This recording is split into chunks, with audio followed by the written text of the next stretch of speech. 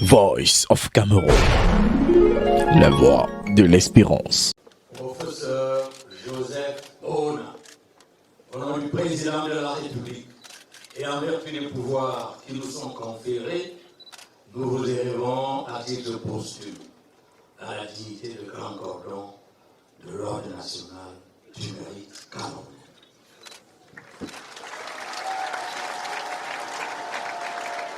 L'un des métaux les plus précieux du Cameroun, déposé sur le catafalque portant les restes mortels de Joseph Ona.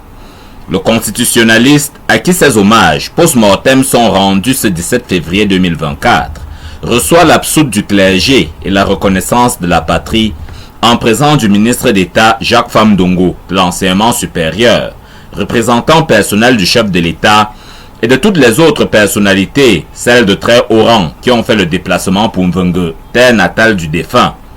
Le Cameroun, dont les larmes coulent sur ce bois funeste, regrette le départ à 77 ans de cet égérie du droit public, rédacteur insurpassé des constitutions d'ici et d'ailleurs, une des plumes les plus prisées des amphithéâtres, où son érudition a été la source à laquelle moult générations se sont abreuvées. Au même titre que les membres de toutes les promotions d'étudiants, des cycles de licence et maîtrise qui se sont succédés à la faculté de droit et des sciences économiques de l'Université de Yaoundé dans les années 73-74, période de mon entrée dans cet établissement de formation de prestige, j'ai bénéficié avec mes condisciples, comme de nombreuses autres promotions encore plus tard à l'Université de Yaoundé 2, soit j'ai bénéficié, disais-je, des enseignements du brillant et sémillant enseignant qui était ce frère émoulu agrégé de droit public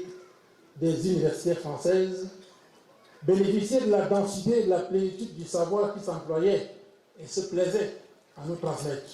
Il a formé plusieurs générations d'étudiants camerounais et mené des études dans divers domaines.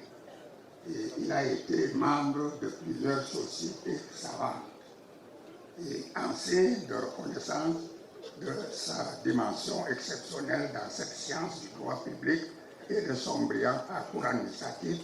La communauté universitaire l'a célébré en 2021 en produisant en son honneur des mélanges élaborés autour de l'exception en droit. L'universitaire chevronné, mais aussi l'animal politique, en qui a toujours flambé le renouveau, dont il fut l'un des archiprêtres.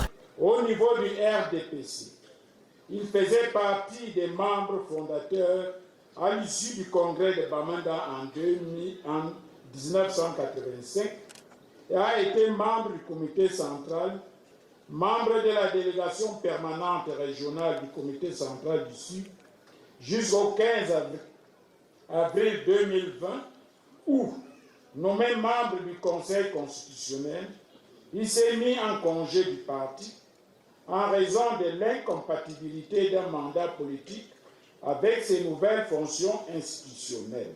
Le gouvernement de la République remercie également le professeur Joseph Ona pour la rigueur et la moralisation par lesquelles il s'est distingué dans chacun des départements ministériels qui lui ont été confiés. Un globe-trotter qui est passé d'un Marocain à un autre avec une aisance unanimement saluée ici. Un grand serviteur de l'État, un serviteur désintéressé, loyal, républicain. Donc pour nous, c'était un modèle de serviteur d'État. Vous savez, de nos jours, les maux dont souffre notre République, la cupidité et tout ce que cela entraîne. Donc c'était une école, un professeur de vie républicaine pour nous. Que reste-t-il donc à dire sur cet érudit en partance vers la félicité du ciel, si ce n'est cette prière prononcée à l'autel et qui l'escortera vers l'Olympe, où l'attendent la lampe de Diogène et la lunette de Galilée? Un adieu pour celui dont la science a irrigué le Cameroun des savoirs. Ce que nous avons comme souvenir de notre père, c'est celui d'un homme à plusieurs facettes. D'abord, un homme du terroir, quelqu'un qui était ancré dans sa tradition et sa communauté, mais aussi en même temps un homme extrêmement ouvert, toujours au contact de l'universel. c'est celui d'un homme au caractère très fort et en même temps d'un homme extrêmement sensible qui était en réalité un grand sentimental au-delà de la carapace de force qu'il semblait présenter. C'est dans l'humus de la terre de Mvengue qu'il a vu naître, qu'il est retourné. Une page du Cameroun des 40 dernières années se referme sur ce cercueil.